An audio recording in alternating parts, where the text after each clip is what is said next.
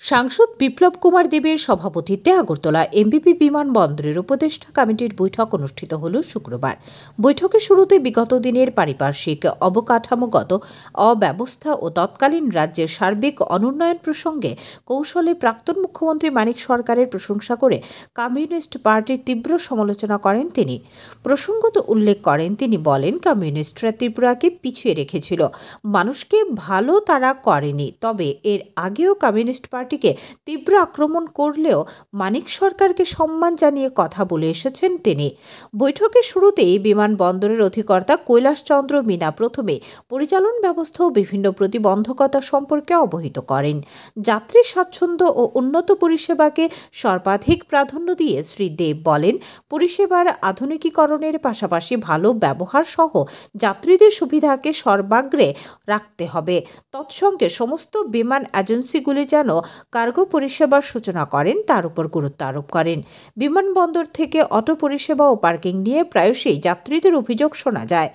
বিষয়টিতে দ্রুত ব্যবস্থা গ্রহণের নির্দেশ দেন তিনি। পাশাপাশি যাত্রীদের অভিযোগ মূল্যায়নের মাধ্যমে প্রয়োজনীয় ব্যবস্থা গ্রহণ, চাহিদাকে প্রাধান্য দিয়ে উত্তর পূর্বাঞ্চলের অভ্যন্তরীণ বিমান পরিষেবা বৃদ্ধি, দিল্লি সহ ব্যস্ততম রুটগুলিতে আরও নতুন বিমান চালু করা, বিকল্প পার্কিং লেন, টার্মিনালের ভিতরে খালি হয়ে থাকা স্টলগুলিকে সূচনা করার বিষয়ে গুরুত্ব দেন। তৎসঙ্গে বহির্গমন সড়কে নাকা পয়েন্টে ক্রসিংয়ের বিষয়েও ব্যবস্থা গ্রহণের নির্দেশ দেন। এদিনের বৈঠকে উপস্থিত ছিলেন পশ্চিম ত্রিপুরা জেলা শাসক ডক্টর বিশাল কুমার, আগরতলা পুর নিগমের কমিশনার ডক্টর শৈলেশ কুমার যাদব সহ অন্যান্যরা। পশ্চিম লোকসভার যে এমপি, উনি এয়ারপোর্ট যেখানে থাকে তার ওই ওনার কনস্টিটুয়েন্সি হলে তার চেয়ারম্যান উনি হন। আর সেই সুবাদে প্রত্যেক 6 মাস পর পর বিভিন্ন এয়ারপোর্টের ফ্যাসিলিটি, কাস্টমার সুবিধা, বিভিন্ন সুবিধা অসুবিধা এগুলো নিয়ে বিস্তারিত আলোচনা হয় এয়ারপোর্ট ডাইরেক্টর এবং কর্পোরেশন কমিশনার, পুলিশি ব্যবস্থা, এয়ারপোর্ট আলাদা আলাদা এয়ারলাইন্সের যারা এখানে চিফ আছেন, এদেরকে সবাইকে নিয়ে সে মিটিং হয়। সিআইএসএফ সিকিউরিটির লোক থাকে, তো সুবিধা অসুবিধা সমস্যা সেগুলো নিয়ে আলোচনা হয় আর সেগুলোকে কিভাবে সমাধান করা যায় তার জন্য এই মিটিং আয়োজন করা হয়।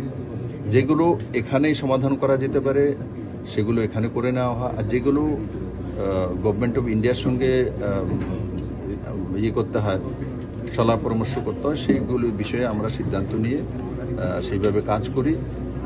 আমি আশা করি আজকে যেই বিষয়গুলি আলোচনা হয়েছে তার মধ্যে মনে করুন ডাইরেক্ট ফ্লাইট দিল্লি থেকে আরও বাড়ানো, তারপর প্যাসেঞ্জারের যে সুবিধাগুলো আরও বেশি বাড়ানো, তারপর এখানে স্টল ব্যবস্থা রয়েছে সেগুলো হাই প্রাইস হওয়ার রেন্ট কারণে সেগুলো খালি থাকে, সেগুলোকে ফুলফিল করানোর জন্য। তারপর আইএলএস সিস্টেম আছে, এখানে লাইটিং সিস্টেমটা একটা আলাদাভাবে করতে হবে, কারণ কি তারপর বাংলাদেশ বর্ডার চলে আসে, তার জন্য একটা প্রপোজাল এটা তৈরি করেছে, সেটাকে পাঠিয়ে দেওয়া।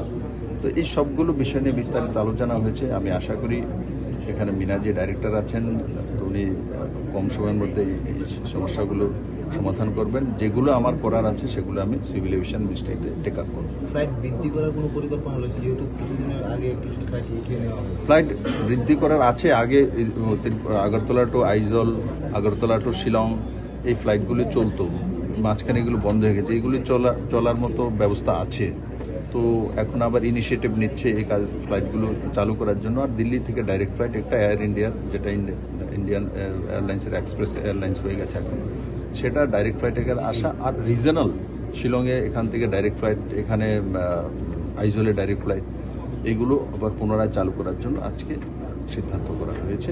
আন্তর্জাতিক মানের যেহেতু বাংলাদেশের লোক একটা পরিকল্পনা ছিল ভারতের ত্রিপুরার, আপনার কি লাগে বাংলাদেশের সঙ্গে এখন ইন্টারন্যাশনাল এয়ারপোর্ট হয়ে যাবে? আপনার যদি লাগে আপনি বলুন, আমি করে দেব। এখন বাংলাদেশের যে রাজনৈতিক স্থিতি, বাংলাদেশের অবস্থা, ওরা নিজেরাই ঠিক হয়ে যাক, একটা ভালো ব্যবস্থা নিয়ে আসুক। অব্যবস্থা তো বাংলাদেশের মধ্যে হচ্ছে, তো বাংলাদেশের সঙ্গে এই ধরনের ডায়লগ করার মতো এখন জায়গা নেই।